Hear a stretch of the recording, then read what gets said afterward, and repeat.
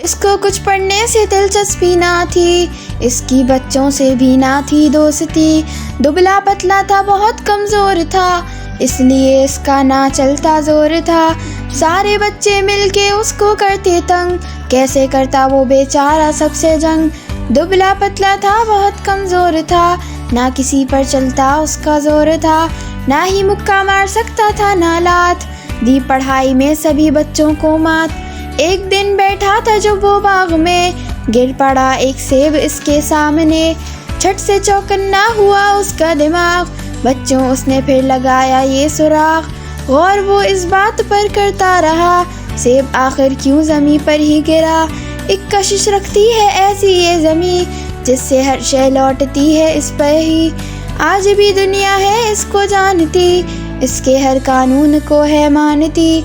इसने बतलाया कि जो भी हो अमल, इसका वैसा होता है रद्दे अमल।